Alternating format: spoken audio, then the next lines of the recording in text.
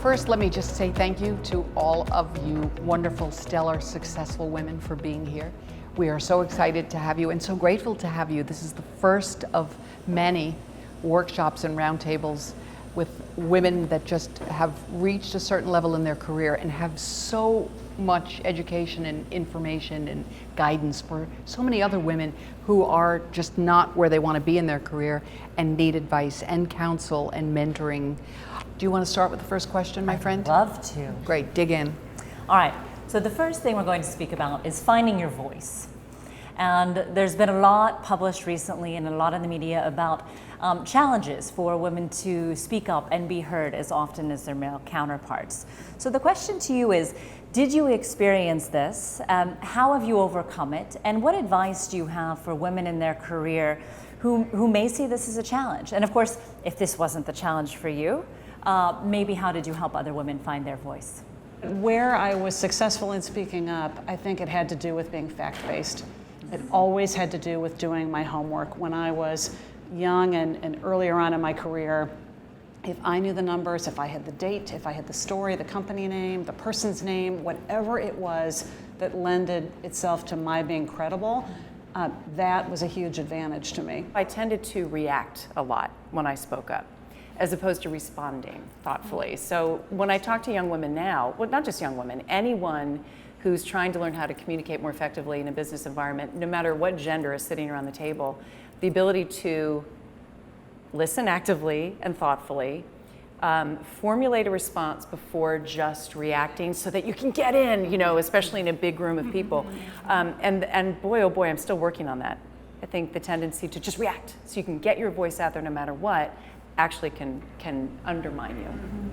I think just building on what you're saying, it used to be where I would try to push to say something just to say something on the agency side. It could be a little bit because you were on the client service side and you want to make sure that your client knew that you were interested in what they were saying or whatever. But on this side, I don't talk for the most part. I listen and I'm a fly on the wall.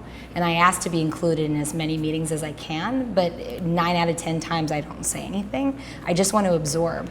But when I do say something, I'm listened to. And I think that's something to think about is active listening and also just being more strategic in when you talk.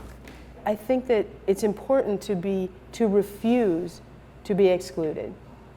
I learned to play golf just so I wouldn't be left behind when they all went out to play golf. That's great, Sally. And whether it's golf or a dinner or an outing, I think it's really important to present yourself at the door with your suitcase packed, with the expectation that you're going.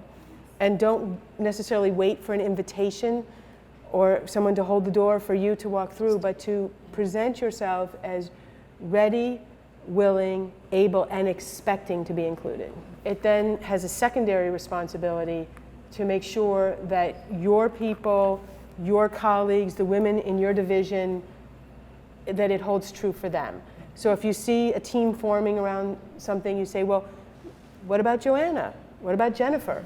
We think about allies a lot, right? How often do we talk about the need to be an ally in corporate America, or frankly, just to be an ally so that you can use your platform of power and privilege to help elevate or give voice to people who don't have it. And the distinction was not just an ally, but an accomplice. And the idea was that you can't just, being an ally is stating that I stand with you, whether you're the lone wolf woman or you're the person of color at the table. But if you're an accomplice, you're gonna do for that person. So where I'm now focused more is how can I either be an ally or an accomplice or help find other accomplices within the organization to help protect, but in a way that lifts up and empowers, not sort of coddling people who are marginalized for whatever reason, whether it's gender, sexual orientation, race, whatever. But I love that distinction. Take something like the Me Too movement, which could be seen as divisive between men and women. But I think one thing that leaders can do well is to flip that and say, really, we have to focus on what brings us together, and our culture should be all about these values of inclusiveness and diversity and justice and freedom. And that's actually what brings us together rather than divide us. We have choices as to where we work. And I think it's really important to choose to work in the places where your voice can be heard and where the door is going to be open, and to not work in the places where it doesn't. At big companies in particular, I think it's easy enough to change policy. What's difficult is changing behavior across the board. And it's often the case that data rules supreme at big companies. So some of the practices that we've tried to implement to combat this exact problem is having a third party from our talent organization sit in and listen to reviews and talent assessments to say, oh, are we only using that term sharp elbows for women? Because it would seem in this many interviews or this many talent discussions that's been the case. And presenting back the data and the facts to the men who are embracing these views without often realizing it and making them more aware of what they're doing. So I think that there's some exercises and some practices that we can start to put in place that bring awareness to the behavior and help drive change. You know, something that I kind of reject from the achievement accomplishment standpoint, it's what I think of as sort of the pink washing of female success. I think it was Gail Hyman recently who said, you know, someday I want to be known for being in that pantheon of leaders, not for being in the pantheon of female leaders.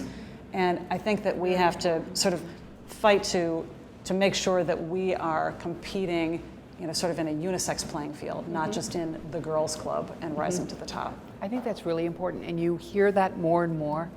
I don't want to be recognized as being a powerful woman. I want to be recognized as being powerful and successful in the entire sphere of It's Venus who Williams, right? I don't want to be an amazing female athlete. I want to be an amazing athlete. There's another side to that, though, which I've worked with a lot of senior women who have shied away from that and not spoken out on women's issues because of that very issue. However, there is a need and an appetite for women to see other women succeed and to have those women celebrated. It's why we're here. So it's a balance. To your point about the confidence and how that's received, it's not only men who expect women to be nice, it's women who expect women to be nice. And be in their place, stay in exactly. their place. So I think we all have to take analyze our own behaviors and our own reactions and make sure that we're not part of the problem as well. I think in terms of the, another takeaway is just that there are so many people to admire, men and women, and so many good people to be mentored by, but at the end of the day, you cannot model yourself to sort of be the copycat of someone else. You've got to authentically be who you are and be brave enough to acknowledge what's important to you, and to always try to sort of polish and be the best version of yourself, but that the more we bring our true selves to work as women, as leaders, as whatever else it is that you define yourself by, the better off we'll all be. The other thing we didn't really get to touch on, but I would leave this as a piece of advice to anybody is, yes, find your mentors. Absolutely find your mentors. Find your sponsor. And when I look at the two big inflection points in my career that really were like pivotal forks in the road, it's because I had a sponsor who actually actively pushed me and advocated for me to go to the next level of my career and advocated about me in rooms where I wasn't even present.